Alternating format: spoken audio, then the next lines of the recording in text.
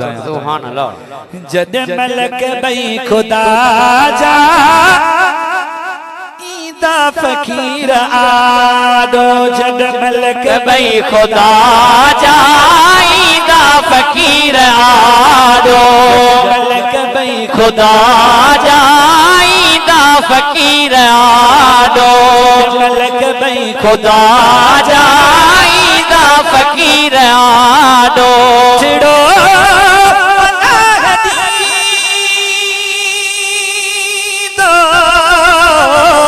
मिठड़ो पनाह दीदो मुनकर नकीर आदो, जद मलक बई खुदा जा ईदा फकीर आदो, मलक बई खुदा जा ईदा फकीर आदो।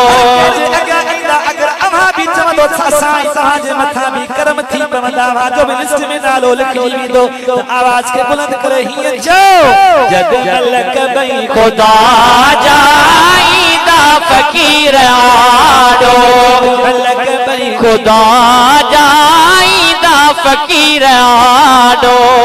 ईदा पुछा पुछंदा साईं पुछंदा त केर आई जल्दी जवाब दे तू, पुछंदा त केर आई जल्दी जवाब दे तो, पुछंदा त केर आई जल्दी जवाब दे तो।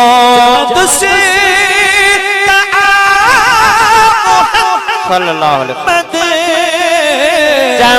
से मोहम्मद रखदा तस्वीर आदो, जद मलक बई खुदा जा ईदा फकीर आदो, मलक बई खुदा जा ईदा फकीर आदो।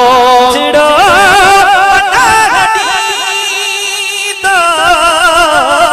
मिठड़ो पनाह दीदो मुनकर नकीर आदो, जद मलक बई खुदा जा ईदा फकीर आदो, मलक बई खुदा जा ईदा फकीर आदो। छापा है कुर्स सारे अदा ताहिर सखदा सनागर के, छापा है गुर्ज सारे सगदा सनागर के, छापा है गुर्ज सारे सगदा सनागर के, छापा है गुर्ज सारे सगदा सनागर के। खुली खड़ी पवंदी खुली खड़िए में जन्नत जहीर आदो, जद मलक बई खुदा जा ईदा फकीर आदो, मलक बई खुदा जा ईदा फकीर आदो। महबूब जा सुभान अल्लाह। इते नए सरकार जे सनागरन खे थोड़ो सारा है सुभान अल्लाह।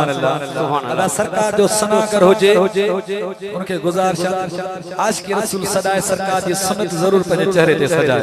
सुभान अल्लाह। मज़ो पोआ खीर में जरा मिस्री पवे खंड पवे त खीर जो मज़ो पोआ सुभान अल्लाह। सुभाणे सरकार ईअं न चए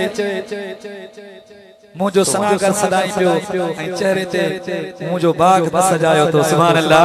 सुभान अल्लाह। हथ मथे करे चओ सुभान अल्लाह। सुभान अल्लाह। सर छा पियो चवे महबूब जा मदाही हजरत हसन वांगे, हाँ महबूब जा मदाही हजरत हसन वांगे, महबूब जा मदाही हजरत हसन वांगे। खिलंदा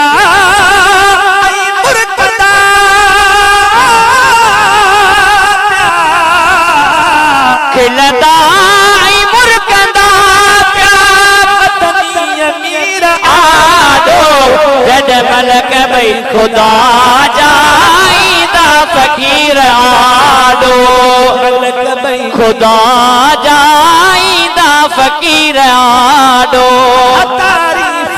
कहे सर तारीफ थई इबादत हाँ तारीफ कर महेश्वर तारीफ थई इबादत तारीफ कर महेश्वर तारीफ थई इबादत